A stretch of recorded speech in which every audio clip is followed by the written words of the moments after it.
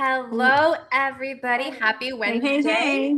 Hey. Hello. To Paranormal Tea Time. So today is super exciting because we have two really special guests.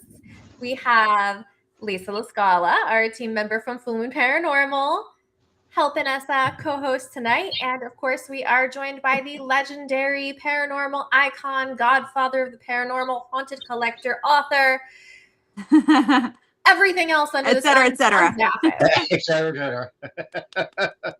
Yay. It's good to be. I don't have a teacup, but how do you do that? Oh. How do you do that? Okay, All that'll work. right. How do you do? I don't know. You got what? The pinky? Yes. Ow! I just hurt my hand. Yeah, pinkies. This is our first tea-related injury. So, first of all, what is everybody drinking tonight? Mine's coffee. Mine's Of course it is. Boring Lipton tea. So I actually got Harrod & Sons Victorian London Fog to try for tonight. So I'm really excited because the other one, the Tower of London, was so delicious. And this one sounded really good too. So I had to get it. So that's what I'm drinking. And I am drinking Harney & Sons Vanilla Black Tea. Kind of boring, kind of basic, but it's very good. And I got my spooky mug. I don't know, Lisa. They're awful exotic over here. I don't know. I got a spooky mug. I got my ghosts. Yeah, but what do you got in there? Regular coffee, right? No, I got Lipton tea. Just boring tea. Oh. So I'm tired of using the disposable cups because my kitchen is being renovated and I have none right now. So I'm going to just hand wash this in the sink. Oh. But it's my Alaska mug. It's one of my Alaska mugs. Oh, Hand nice. designs. So yeah. Bigfoot Barbecue is having a beer. Oh, nice. That sounds better than the tea. We'll give you a pass if you pour it in a teacup.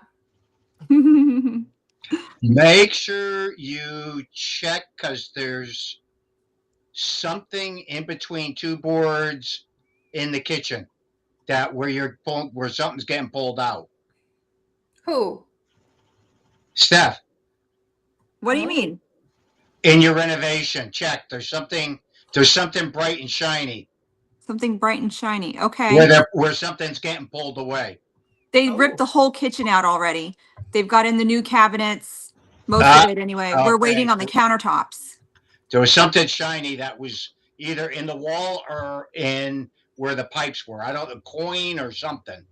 Oh, like pennies from heaven type of thing, maybe. Maybe. Now, when I'm done here, I'm going to go searching everywhere. Check. Yeah. Right? Yeah, I'll check. Sorry. That's okay. The ghosts are calling. I forgot to. I forgot to take it off the hook. I know. I'm one of those weirdos that still has a landline. Crazy. That's an artifact in itself for the museum. Right? Well, actually, there are a couple of other ones that are out there. Yeah. So, Do they? The old rotary. You remember the old rotary? Yeah. I have an antique one from like the 40s or 50s that this woman had, and it would ring every night. Oh. And I think she said it was either 7 or 8 o'clock. I don't remember what time it was. And she says it was her dead husband calling to tell her good night. And I said, well, that's a beautiful thing. She goes, it is not. I couldn't stand him when he was alive, and now he's still bothering me when he's dead. I said, oh, all right, then I'll take your phone so he'll leave you alone. She shipped me that phone. She shipped it to me. Yep. Oh, so wow. Has it rang? Did her husband come with it? I don't know. We might find out one of these nights soon with all of you down here. I think we'll have to check out. Jeff Haunted, but our Reet says John needs a beer. Oh, and yes. Bigfoot is making a pot roast. I want to be able to cook something. I'm drinking dandelion tea. Oh, you pick yourself and that sounds very. You can, yeah. If you have a lot of dandelions out, you can actually get it like a mortar and pestle and ground it up and steep it and stuff. So it's supposed to be really healthy. There's something that with the some of the Greek food too with the dandelions. Mm-hmm. I remember something. I can't remember what it was though. They make dandelion salad. Soup. Might be Dandelion root, I too. think it is, right? Is it? Yeah. Or maybe the dandelion leaves. They make a salad out of that. Maybe that's Oh, what it I can is. see that. Okay. Yeah. They always Yeah, say, the dandelion salad. they always say if the I'm bees Greek, so you can think I have would it, so can we. Crazy. Very cool. So, Rich Michella is on. Hi, Rich. Hi, Hey, Rich. buddy. How you doing? So, I haunted. can't read the Have you comments, gotten unfortunately. any cool objects sent to you lately? I've seen a couple pictures that you posted. Yeah, I got that crazy mask. Mhm. And, Ooh. the whole story with that was the woman just totally flipped out over it, was just sitting on the shelf. To me, it looked like a Mexican piece of art, not anything, really spooky or anything, but she totally flipped around. She goes, no, if they left it there, there's something with that. I'm not going to close on the house if you don't pull it out. It was one of my realtor friends, and they were going, please come over and talk to her and take it out of here. I would too. Jeez. There's So- something to be said about masks, especially ones that are like from Africa, that are from Mexico. There's something inherently just like you feel the energy. Doctor I used to work for in Alaska, a patient from Mexico actually gave him one, and I hated it. I'm like, there's something about this mask that I do not like. That is Okay. probably one of the objects that I would never take home is a mask. Well, if you No? do, just give it to me. That's all. Okay, if I run across any, I'm giving them to you. She's have a going to lot of trade you masks. a I've mask seen for a your- doll. You have a lot of masks in your museum already. Yeah, I Yeah. do. I Yeah. have so many. Yeah. All right, if you had to say, like, what do you think that you have the most of? Dolls, masks, mirrors, Dolls. dolls. There's hundreds of them. Seriously. Yeah.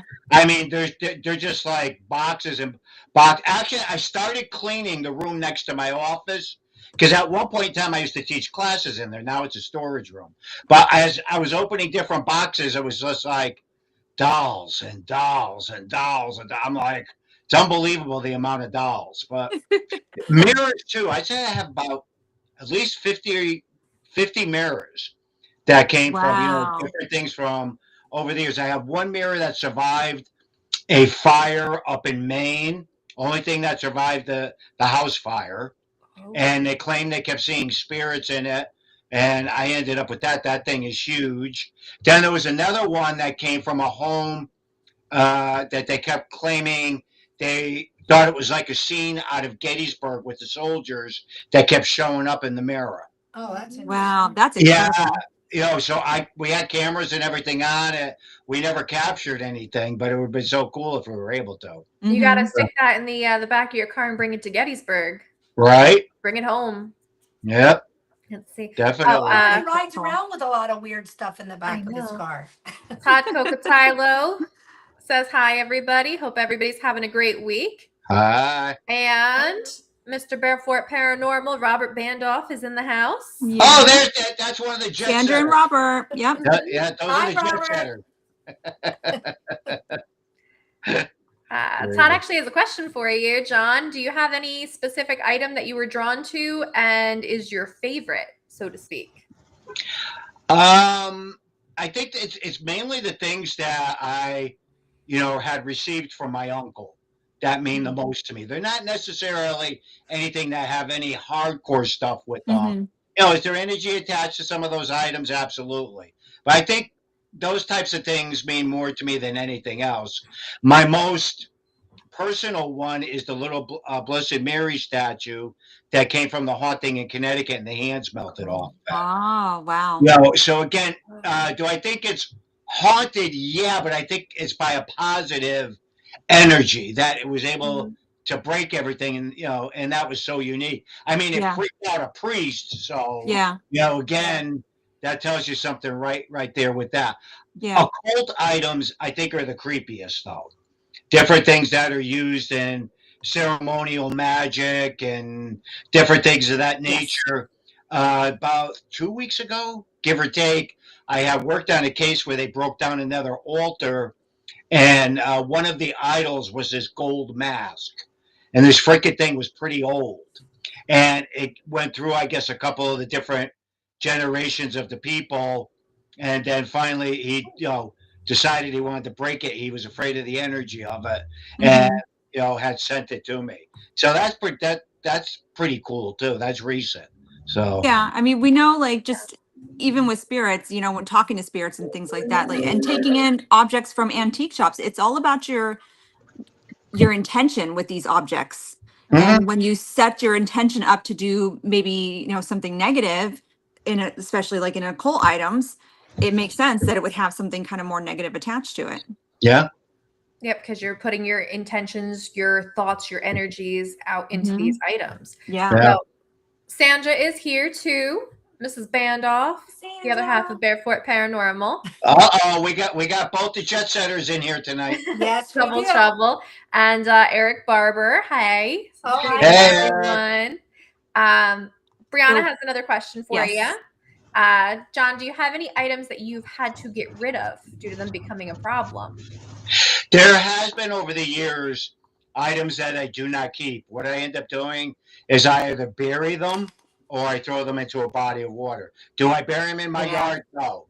My wife will bury me if I do that. No. Usually I'll try to dispose of things in the woods, or I live along the Housatonic River, which goes right into the basin. So the current is wicked there and it pulls everything right out. Mhm. So, if I need to dispose of something like that, that's usually what I will do. Now you're going to Good find idea. Stephanie out in your woods with a shovel. Or she'll If- just be waiting no, on no, the no. back. If John Zaffis says this thing is negative and nobody should have it, then I'm going to leave it at that. All right. Yeah, Zaffis says hello, it's Mr. Zaffis. And Tom's here as well, Archangel of the Paranormal. Oh, Hey hi, guys. I have a question for you, John. What does your wife think about What? all these? What's your wife? What? What does your wife think about all of these objects that you bring in? She asks more questions now than she ever really did. Yeah. She'll usually say to me, well, what is that from? Where did you get that? Or if there's a box or something that gets delivered here or anything, she'll tell me I got to go look at it because if my name's on it, she don't want to be touching yeah, it. I wouldn't open it. Yeah. Yeah. But she's more inquisitive now about a lot of the things. And Yeah. you guys know me, you know my wicked sense of humor. Mm-hmm. If I'm out here or something like that and doing something, and she'll ask me about it. And sometimes I'll pick it up, and especially one of the dolls or something, and I'll go, ah! Like that. And she'll go, you asshole. I can see you doing that. That is funny. He's going to do that to you. I know. He said he was going to chase me with dolls. I didn't talk. Yeah. He'll be chasing you with the doll. Stephanie will be chasing him. To Yep. take the doll. And we'll be recording. Trying to get them. Trying to definitely get them. Mhm.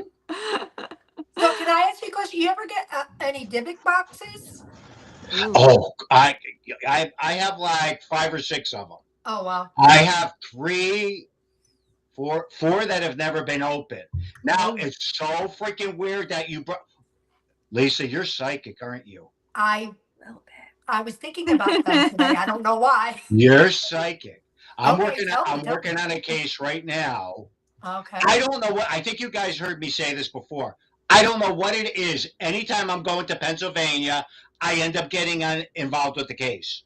Every time. It's weird. I just got involved with one that ties in with another Dybbuk box. Because 3 of the Dybbuk boxes now are from Pennsylvania. Oh, And weird. this one's pretty creepy, and just the way it was set up and everything like that. And the woman said that she thinks the person that was involved with it actually mixed their blood with the wax to seal it. Oh. I said, how do you even know that? She goes, because he made a remark about it, and she said it just creeped me out, and I told him I didn't want that left in the house. So, again, I saw a couple of photos of it. So we'll see what happens with me heading down or coming back. I still don't know if I'm going to be doing it going down or working on it when I'm coming back. Mm-hmm. Makes On sense. your way to Ohio, you're going to go. Correct. Yeah. Okay. Mhm. The Bandoffs, I'm not sure if that's Robert or Sandra on the Barefoot Paranormal YouTube, said, do you have a wooden box that belonged to a satanic worshiper and they got like a crazy EVP off of it? Oh, that's one of them. Okay, I think Bobby said about one of them that's not broken open. Mm. I believe that's the one he's referring to. And again, it has a lot of different markings on it. It has a lock on it and everything. And a very good friend of mine, MJ, from over in England, she was here visiting and she goes, John, those are a lot of sigils that are on Supernatural. I go, get out of here. She My favorite show. I know, right? She brought it up. She showed me the picture of it and was almost identical to it. She goes, that's the real thing. And I go, yeah, I think you're right. I think you're right. I think that's the one Bob's talking about. So do you ever open them? No. I wouldn't either. Someday somebody is going to have a field day with opening up some of the things I got there that I've never I hope they don't open them. Yeah, they're like little Pandora's boxes. Like they should not be opened. No. You don't know what you're releasing. Doesn't mean it's hard. I know, but you know how people are today. They'll that's break it open because they want to see if anything's going to happen. And they'll do it on YouTube. I'm too old. Yes. I don't want to be bothered with that. It's in the box. It can stay in the box. Kumbaya. Do what you want in the box. But I'm not going to break it open for them to run around. No. Yeah. Brianna's asking, what's the worst, like, utterly haunted item you've ever had to handle that you had to, like, is there anything you had to put down you didn't even want to touch? Like it was just too intense? Some altar pieces from, very, very dark things that were done. And, it was hardcore stuff. And when touching some of the stuff, you could just feel the negativity with it. Mm-hmm. And again, when some of that stuff has been used like in hardcore practicing, it's creepy. And when you're touching that stuff, it just creeps you out.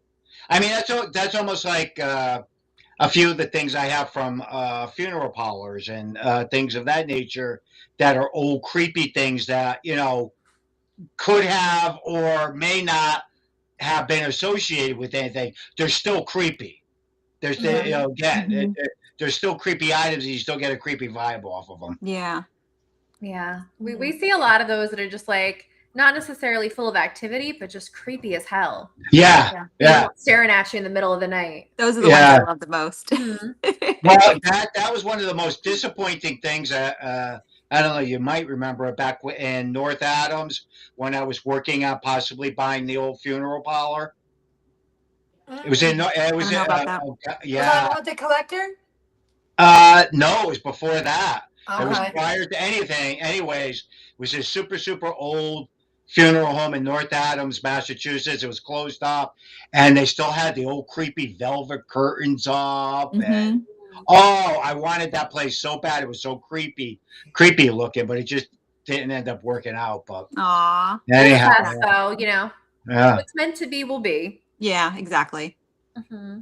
Yeah. Because my running joke was where the creepy curtains were and all that, where they would have the casket set up in front of it. I thought that'd be so cool to put a bed in front of that. My wife told me I was nuts. That's why you didn't get it. She called the realtor. She was like, no, absolutely not.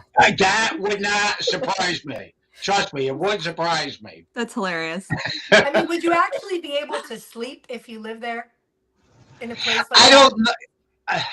I guess I think I'd be able to sleep, but I'm joking. I wouldn't really, set the bed up in front of all the creepy curtains or anything like that. But with my luck, some of my crazy friends will jump out from behind it. Probably. It just wouldn't surprise me. But no, I mean, if I bought a place and there was an apartment or something, and I had to stay there, occasionally or something like that, I don't know that it would bother me that much. Mm-hmm. I mean, I've never objects. Yeah. I mean, I'm out in my office, a lot. I don't sleep out here or anything. It's a separate building, but again, I don't know. A lot of stuff doesn't bother me that much. Mm-hmm. It just. Oh, I'm sorry. Do you actually have haunted objects in your office? Because when we were there, it almost felt like you did. Okay, there's not anything from cases. Okay. But you're not the only one that a lot of people say that it has a different vibe to it, and it Yeah. does. Because there's a lot of religious things that are done and a lot of different things with this particular room. And the one thing that I do keep in here from a case is the little Mary statue. Have you guys ever seen the Mary statue I from the Haunting in I Connecticut? know I haven't. I would love to see it. It's right Yeah. there. Just give me a second to get it. Okay. I think a lot of people would love to see In it. the Actually. meantime, Tom says, I would definitely be hiding behind the creepy curtains on you. Yeah. And he I would. can see it.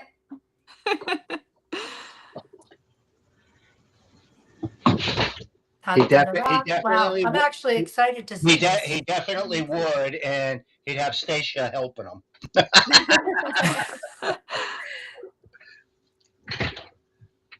Now, this is a result from the exorcism.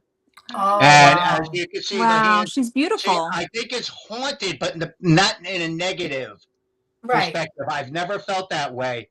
When they were breaking down everything and moving everything after the exorcism, the priest actually screeched, and we all ran into the living room, and this was on the mantle of the fireplace, and the hands were melted off of it.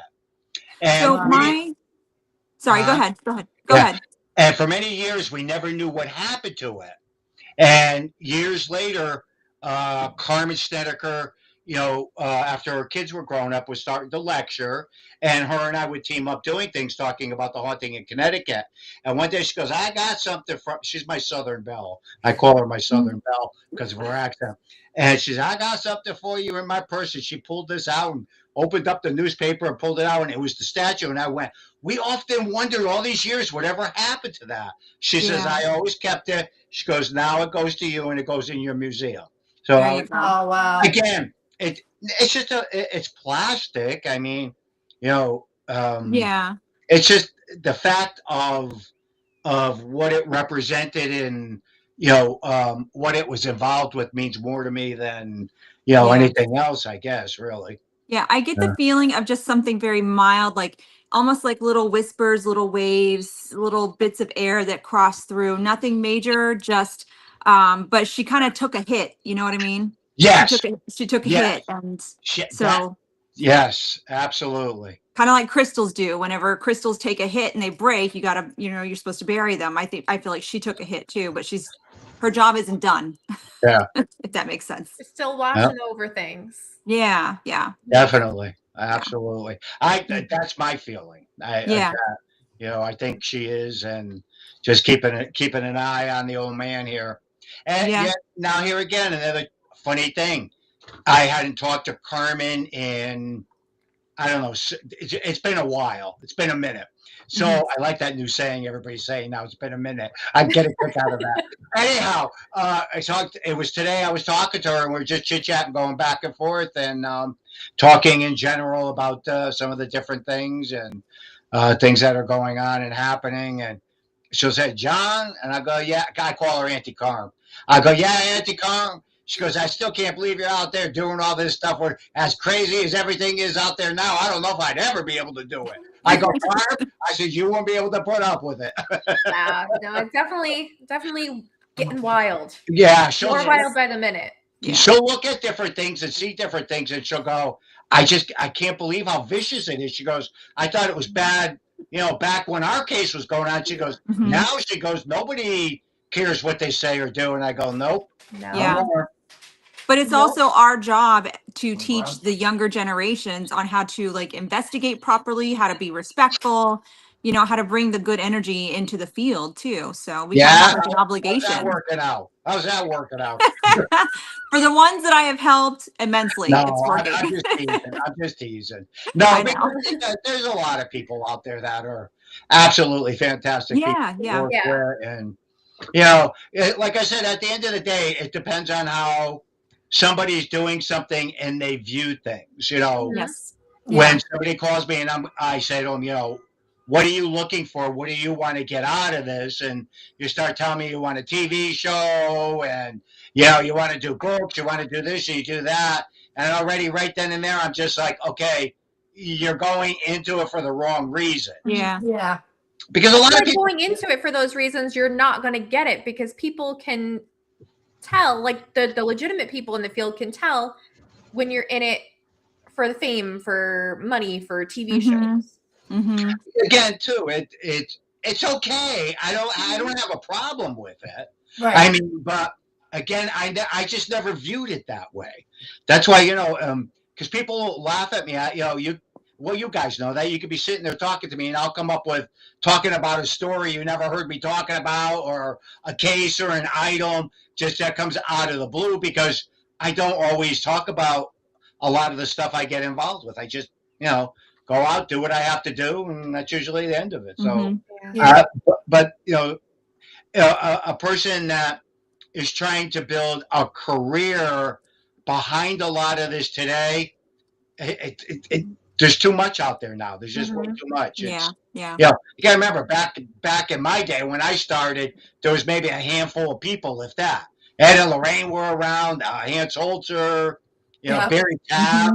It was all those people that were in that little, area of it. So Ed and Lorraine were the third paranormal group to put up a website. The third one. Wow. Oh, wow. Yeah, the third one. Now, I just talked about this last night. Back in the day, in the 80s, when it was just starting to come to the forefront and everything, buddy of mine, Mike, had, offered to build Ed and Lorraine a paranormal site and get it out on the internet. Ed didn't want nothing to do with it. Nothing. Yeah. But Lorraine was encouraged by it and everything, and boom, everybody was working on it. And so Mike got everything all done and pulled together, and Ed and Lorraine were down. I invited them down. I said, come on down for dinner, and they came down. Mike wanted to premiere the site for them. So remember the big old monitors and the Yes. Yeah. it was doing all that, and then it The came up. dial-up. Yeah, the dial-up, right? Came up, and there was the site and everything, and the both of them were standing there. Ed was just looking. Mike showed a few more things. Ed looked, and then he walked out of the room. Then Lorraine says, show me more, dear. So Mike was showing her the rest of the different pages and everything. And then she turned and looked at me and took her finger, went right down my shoulder. That's the tool of the devil, don't you know? And walked out of the room. Now, but you stop and think about it. Boy, what the hell did she know that we did? Right? Yeah. Yeah. I think about it. That stuck with me all these years. And when she walked out, Mike turned and looked at me. He goes, they don't like it? And I busted out laughing. I go, yes, they do. I go, oh, yes, they do. Wow. Okay. So, So, I mean, but I always tell that story. so you know how like all of us who do this, like, because we love the field, we love talking with the spirits and stuff. There's always a very pivotal thing that happened in our lives that turned us onto this field. What was your thing, like your moment, like, I'm going to continue on with this? You know what I mean? That happened when I was about 15, 16, the sighting of my grandfather at the foot of my bed. Okay. I can remember it, very clear. It was a Wednesday night. It was in the 70s. I was a flower child, and that's all you need to know. But again, I had school the next day, so it happened. It stood there, shook its head back and forth, and it frightened me. It scared me. So I ran downstairs and told my mom. I go, there was something in front of my bed and was shaking its head back and forth. And she goes, it didn't say anything or do anything. And I go, no, just shaking its head. And she goes, well, Johnny, that was my father, your grandfather. You're not going to remember him because you were only 4 when he passed away. And he was a very stern man. And he would always shake his head back and forth. Yeah. But the bizarre thing was a couple of days after that, my grandmother passed away. And you always hear these stories about deceased loved ones coming back. And that stuck with me. And I kept saying it to my mom, and she goes, well, go tell my brother. She'd tell my brother about it. And so I went up and told my uncle about it and everything, and he goes, you mean you never believed in any of this? I go, no. I thought you were doing just making it a quick buck, and stuff. But that was my opening to taking that step back and going, there's something to all that. Yeah. And, That's amazing. and it was like, it was just bizarre and it was crazy. But like I said, that sticks with me like it just happened yesterday. And that's what, 50 some freaking years ago now. Yeah. But Yeah. again, it just, it just escalated from there. I got more involved. And then when I got in my 20s, that's when I wanted to learn about the demonology. Mhm. Does it happen? Does these things occur? And, you know, Ed and Lorraine would, be going to this exorcism, that deliverance, or this powwow or something else. And sometimes I'd be fortunate enough to go with them. And that made me take another step back and go, all these different cultures and belief systems believe in this stuff. Yeah. Yes. That there's Yes. things that occur, there's things that happen. So that really made me go down that road with studying a lot of different things and different practices. And, again, that where I ended up getting involved with the negative end of this work. Yeah. And that's really don't cool I don't because focus that much on it. But It's go ahead. amazing.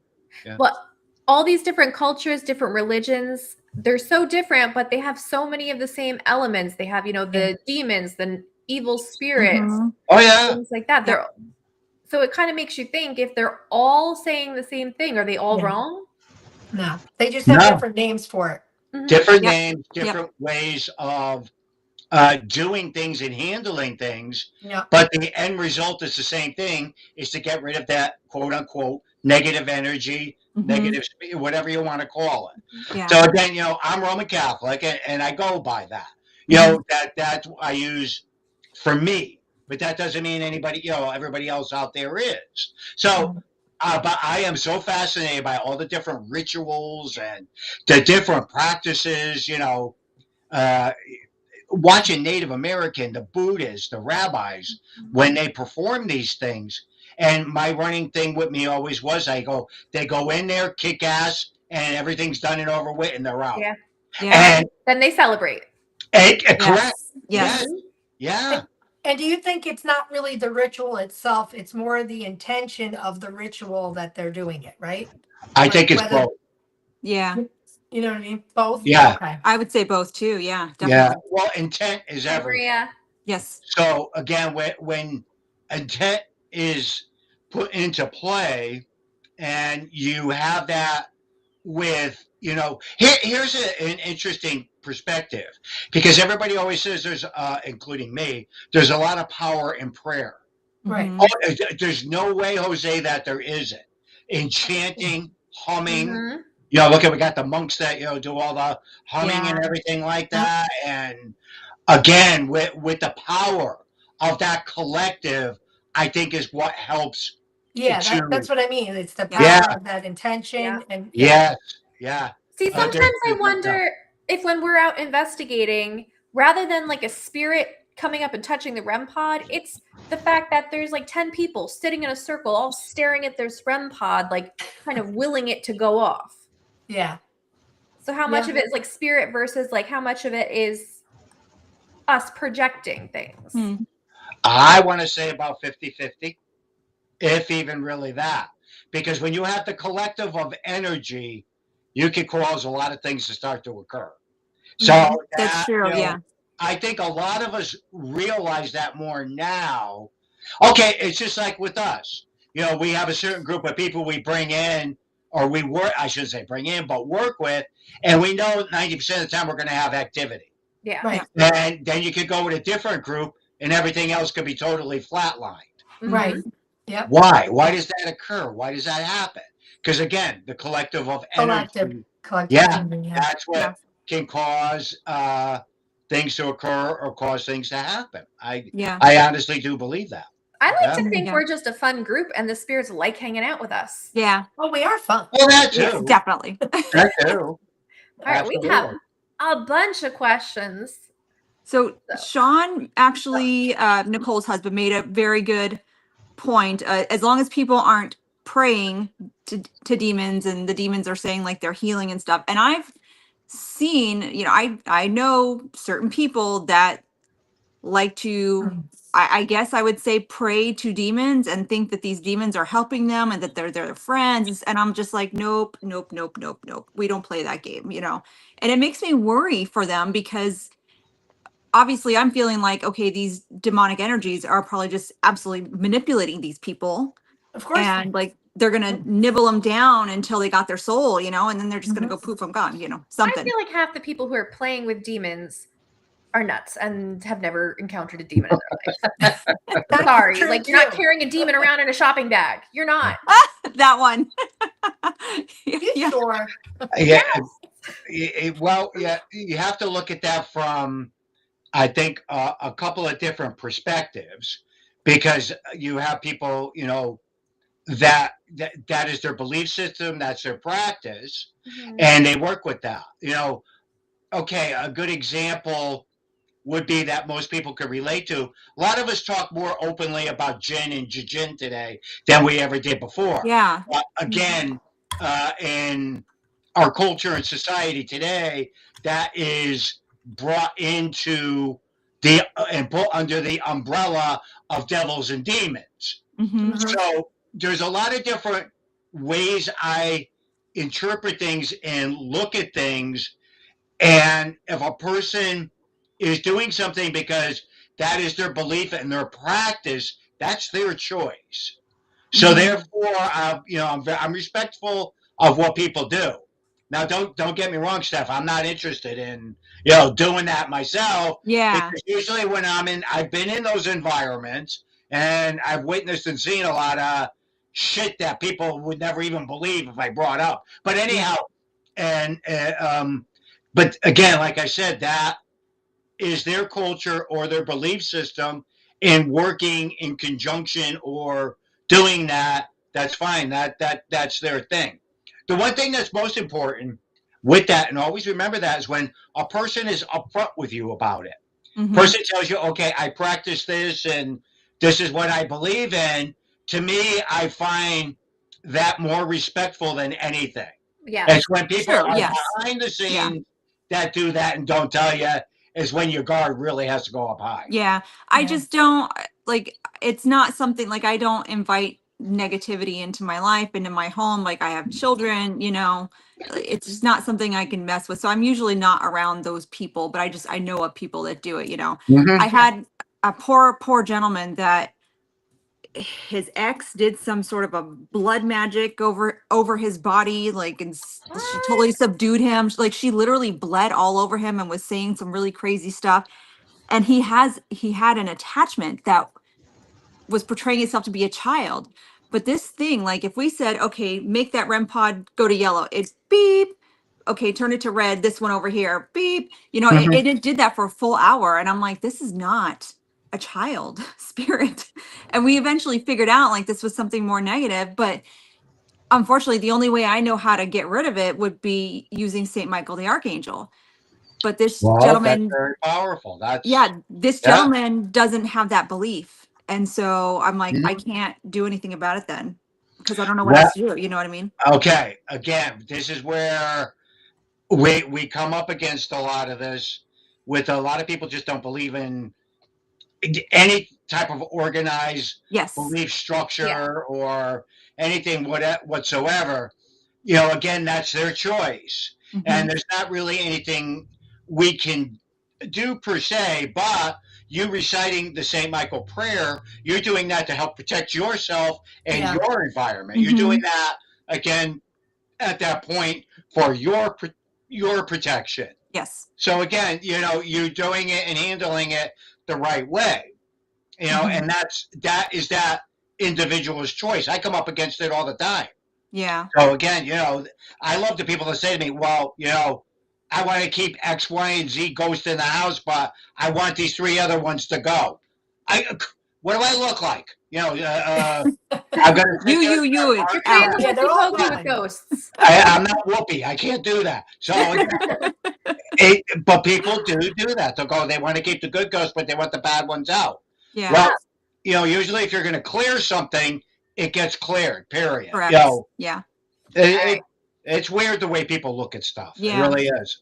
I did have a nice lady that actually sent me some of her good haunted items because there was something negative in her house, and she wanted time to clear out the negativity before she took the good ones back. So we did that exchange, which it worked out just fine, but it was pretty interesting. Yeah. All right, John, we got something for you. Guess who's here in the chat? Hi, Anne-Marie. Hi. How are you? Bullshit is here. Oh, you haven't been out playing with the girls lately. How come? Lisa wants to know. Mama Moon wants to know. She's coming out with us next week. Where you go? Oh, to what you call it one? Yeah, To, the mid-orange. the mid-orange. Yeah. Cool. And both Todd and Eric want to know, is there a place that you wanted to investigate that you haven't yet? Like one of those locations? I would love to go to Greece, Italy. Oh yeah. Just to, some of the different things. I would love to go to like, believe it or not, Iraq or anything. Not now, if everything calmed down, because there's so much there. And I think the ultimate would be to be able to get in and investigate the Vatican. Yes. And I could, I got a good friend of mine that higher up, and he's been through some of the archives, and he'll start telling me stories, and I'll just tell him, "Shut up! Don't tell me anymore. Shut up!" And he'll tell me about the different things that are literally in there. So you got thousands and thousands of years of things that are stashed away down there. I would. Yeah. Isn't That's there fascinating. Like all these tunnels over there or something? I think you need to bring your tech support with you if you go to the Vatican. The full moon, all of us, we all got to go. Yeah, we all got to go. We're going to the bag. And Anne-Marie, she would like to know, where are you going to be when we're all together on Saturday? No excuses. I don't care where you're committed. Uh-oh. Well, I'm in Ohio, and I'm at the Reformatory, the old Ohio State Reformatory. It's great. I love it there. The people that put that on are fantastic people. Actually, too, something I learned recently, and I didn't even know it, they don't actually charge people to go to the paranormal convention. It's the building that charges the price, and it goes right back into the building. Okay. So I thought that was, I just realized it recently when they were talking about it and saying how it was structured and how it was done. And to me, I said, that's even more of a positive. Yeah. Again, plus we're inside. We won't be outside in the heat and in the rain. And, it'll be a lot more cooler and drier being on the inside. So, you convinced her. She's coming with you instead. Okay. Oh gosh. Eric also asked before, real quick, if anybody had ever sent you a haunted Bible. If you have haunted Bibles. This is freaking weird. Again, this just came up today. Psychic. We were going back. I'm sorry, on Mother's Day. My son was asking me where our family Bible was. Oh. And I said, well, it was with my oldest sister, Julie, and most recently. I was like, geez, I got to double check, and find out where it actually is or where it ended up, the family Bible and everything. And one of my nephews had stopped over and he goes, Uncle Johnny, I got it.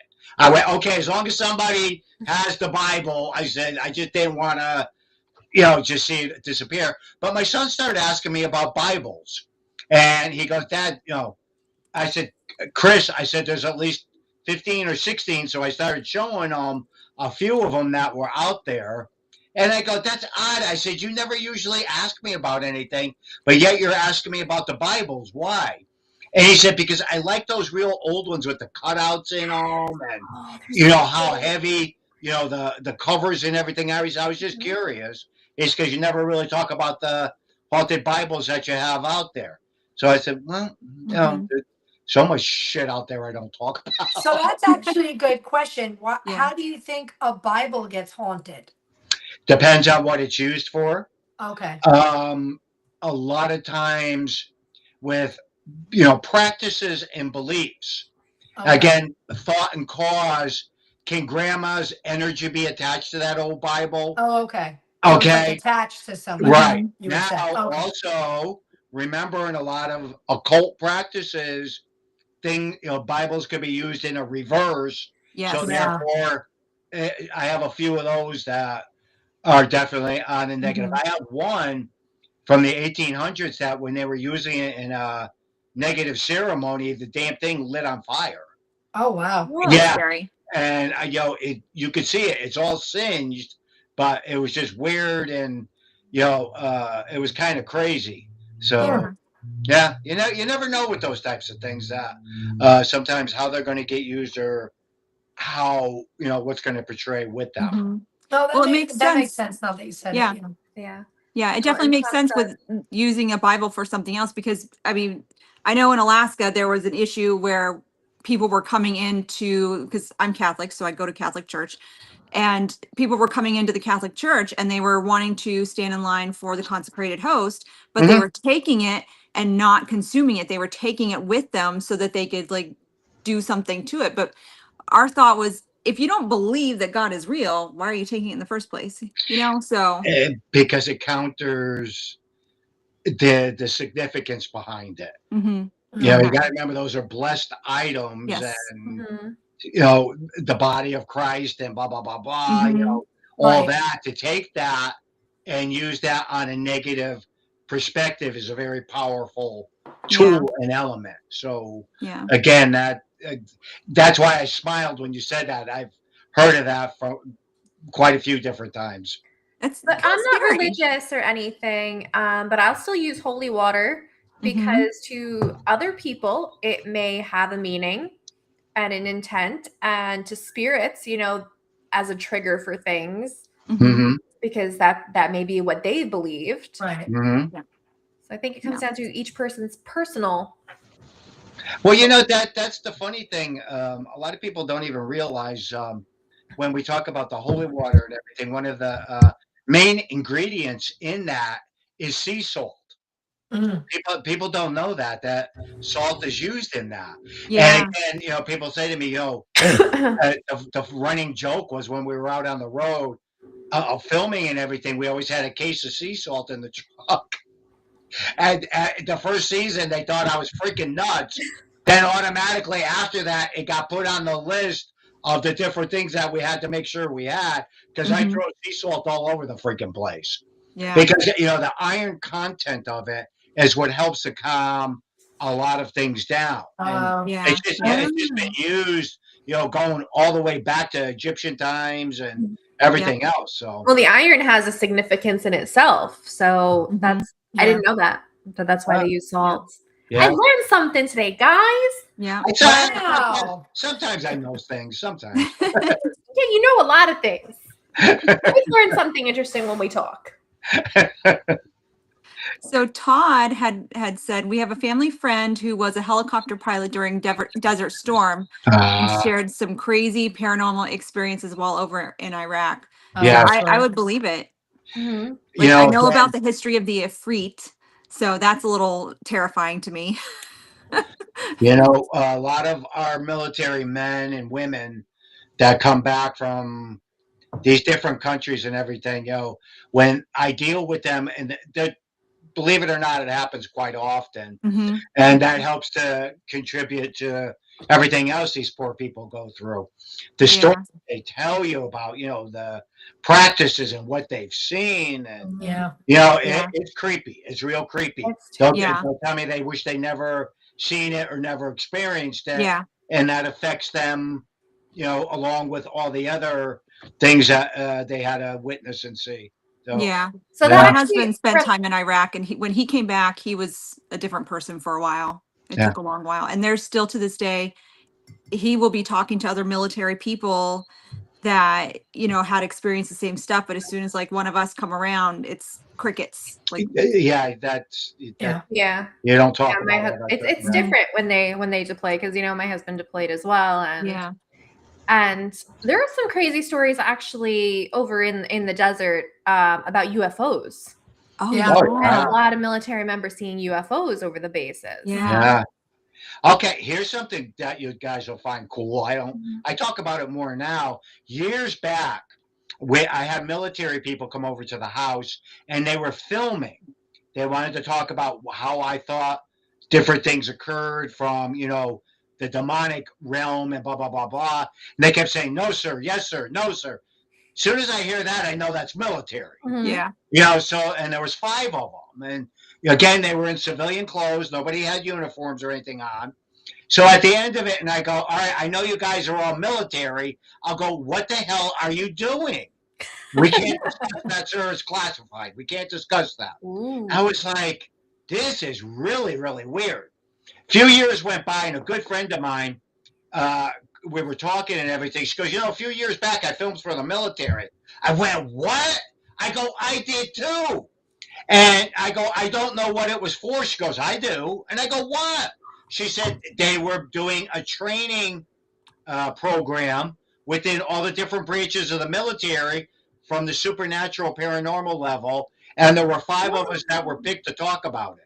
That's really cool. I said, Yeah. are you freaking kidding me? And then she goes, no. She says, I can't prove it or disprove it. But Yeah. so over the course of the years, when working with a couple of people, and they'll go, you look so familiar. And I go, I'm sure. Yeah.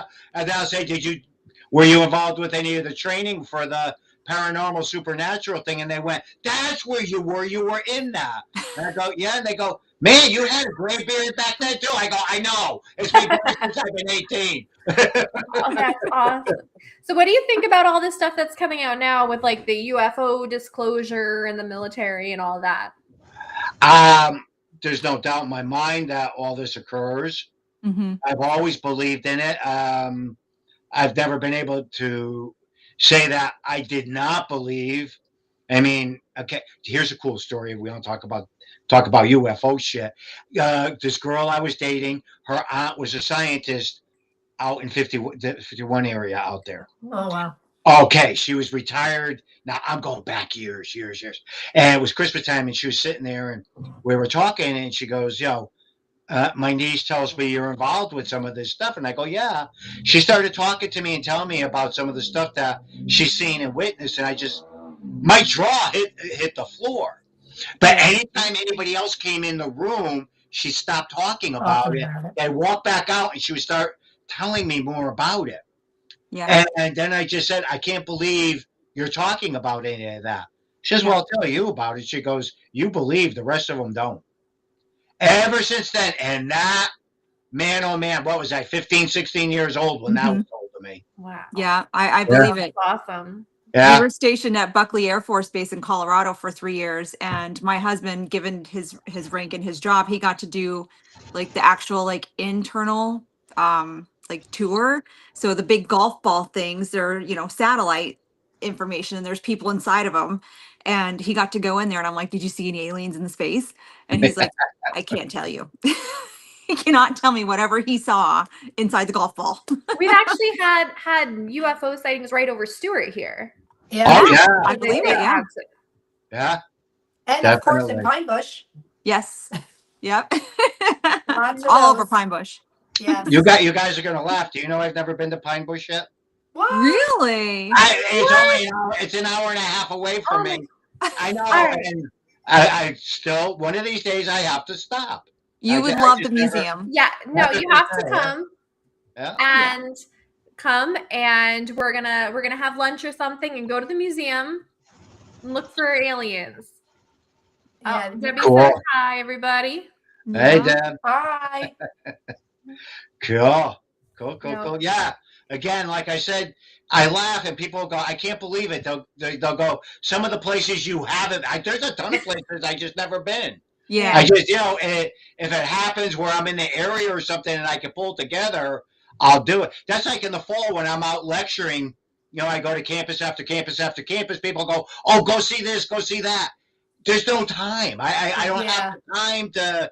You're either traveling, sleeping, or lecturing, and there's just not that much time to be able to do all that other stuff. So you need to play tourist sometime.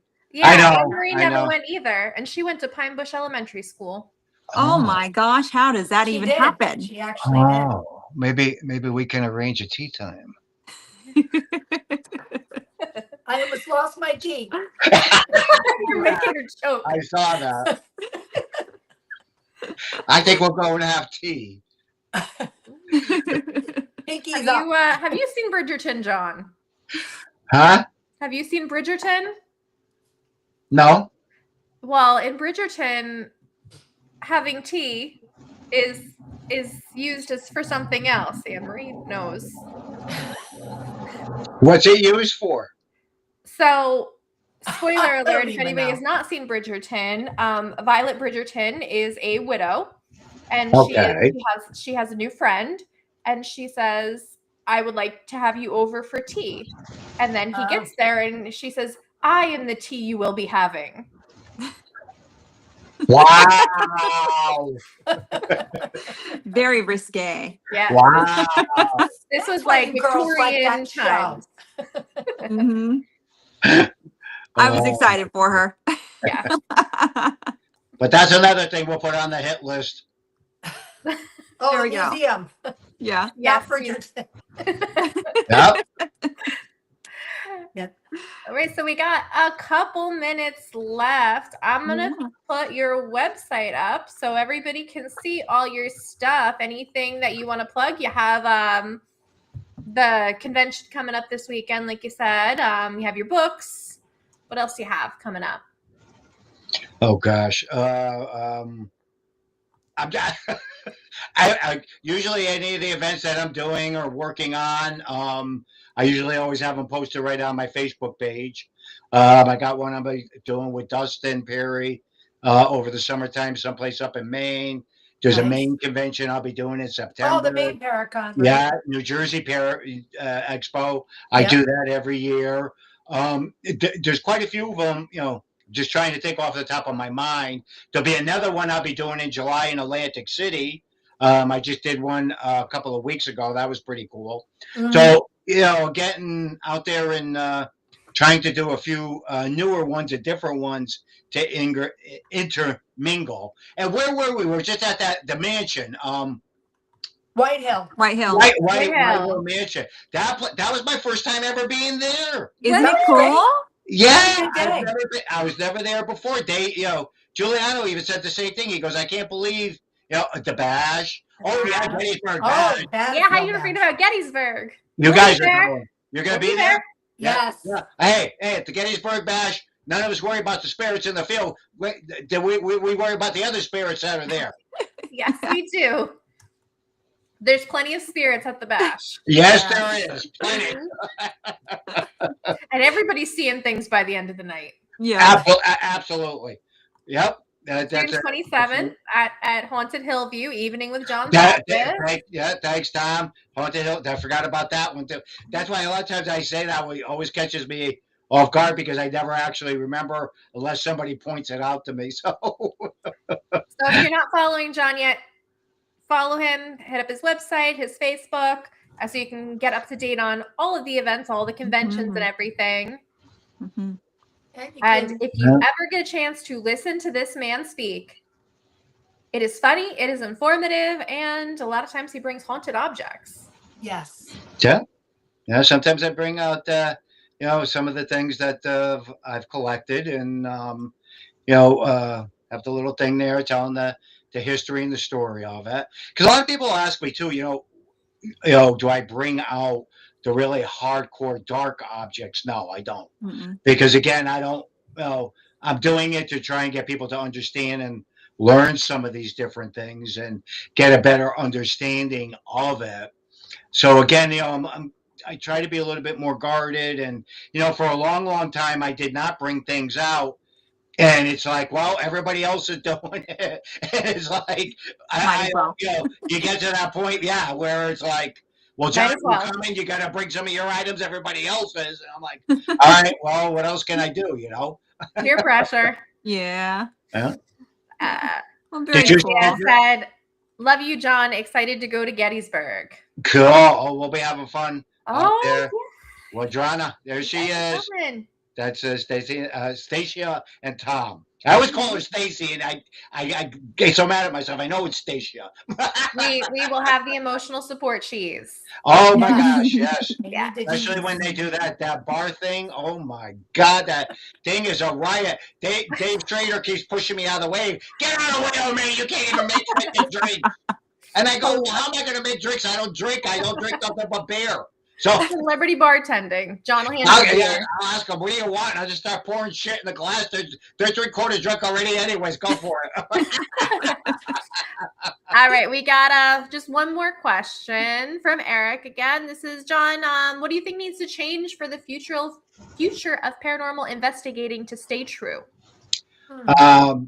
Getting back to basics, people being able to, work with each other and being able to share the knowledge and, because a lot of that is gone. A lot of ever since 2020, our world is different.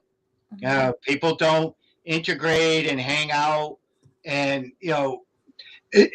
it's a different world with the kids today. It really is. They don't look at that as when you get together and you go out and do something. A lot of them need, they're more apt to be on their phones or again, it's just a different you need to get back to the basics. That's the most important thing, and still collecting our data. Even though, and I bring this up and I tell people, because people will say to me, why didn't you get any scientific evidence? And I'll go, what scientific evidence? Our field isn't based on science. It's based on the supernatural, the unknown. Yeah. What you need to base it on a scientific perspective is repeatability. And unfortunately, we don't have that yet. Hopefully, before I turn into a ghost, we will. I'd love to see repeatability. Love to be able to prove a lot of this stuff out. Cold, hot spots, we can. That we basically got under our belts as far as being able to do a lot of that. But we're getting there. There's a lot happening. Again, as crazy as our field got, and I always say this, it's a double-edged sword today. Got the good, you got the bad. But if it wasn't as crazy as it is, we wouldn't be doing what we're doing today. Yeah. Very well said. Very well. Yes, I agree. Yeah. So we always end the show with saying one good thing that happened this week. So Lisa, you haven't talked very much. We're gonna put you on the spot. What is your one good thing that happened? Quiet. Moon River. I don't like to talk a lot. What happened good this week? Well, I think Mother's Day was nice. I got to spend it with my mom and my son, and we were all together. And, my mom's getting older, so it was just really nice to have a really good day with both of them. Very good. Yeah. Steph, what was yours? Well, I'm trying to pull it out. Oh. So my middle child came home for a little bit today because I had to take her to the airport. She's going to Florida, and she brought me my Mother's Day treat. And what is that? It's a giant flower bouquet, but it's a whole cupcake, and it's huge. Oh wow, that's cool. I thought there was going to be an animal in there. Nope. Can you eat it? Yes, I'm going to eat it for breakfast. Oh my! You know what I thought she was going to hold up, and Annabelle's face was going to be in it. That's what I thought. My good news is I stole Annabelle. Who is that? That's Brianna. That? Oh. She said she was going to come in here and ask you every question. Lisa, what's your favorite place to investigate? Lisa, this, Lisa, that. So you had to talk the whole time. But she was nice to you. Thanks, Brianna. Let you off the hook. You're my friend. So my good thing for the week was similar to Lisa's. I got to bring my youngest. It was her 12th birthday on Friday. So Saturday, we actually went down to the King of Prussia Mall, went to the Netflix house, and had a really good day. We did an escape room and mini golf, and I got to see my dad, who I haven't seen in a little bit. Nice. So nice. John, what was yours? Surprise visit by one of my relatives today that I haven't seen in a while, and it was just one of my nephews, and just haven't seen him for a while. So it was very nice to see the door open up and him walk in and sat down and talk. But it made me bust out laughing. He went, "Holy shit, Uncle Johnny, did you put a lot of weight on?" Shut up. You guys know I was always like a twig, and now that I stopped smoking, so all I do is freaking eat. Still better than smoking. Yes. Yeah. So that's good. We all had a nice family positive Yeah. thing to say today. Mhm. Yep. That's perfect. Yeah. Absolutely. So Saturday, Full Moon Paranormal will be doing a live investigation from Mid-Orange Correctional Facility. We are going to be doing some solos. So Yay. we will be all in little boxes like this and off investigating on our own. Can't wait. Yes, Cool. Fort Decker is coming up May 30th. It's in Port Jervis. Guys, we still have some tickets left. Please buy those up. Help preserve this wonderful, wonderful location.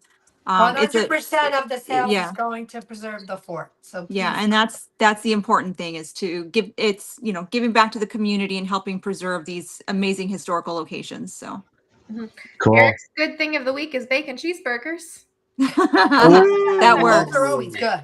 Ah, that sounds so good.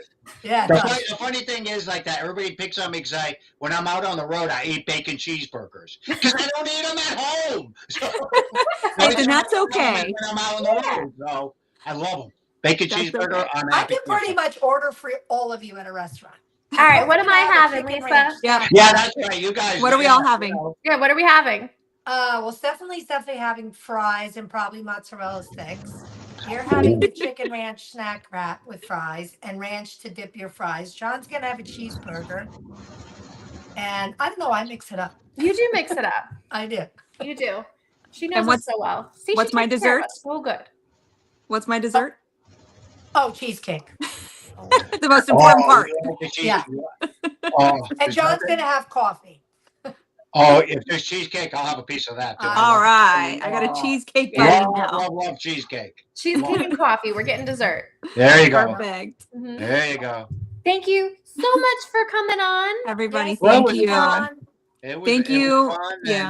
and we'll be seeing you guys shortly. Yeah. Yes. We'll Thank you so much. We'll be getting in trouble. Yes. Always do.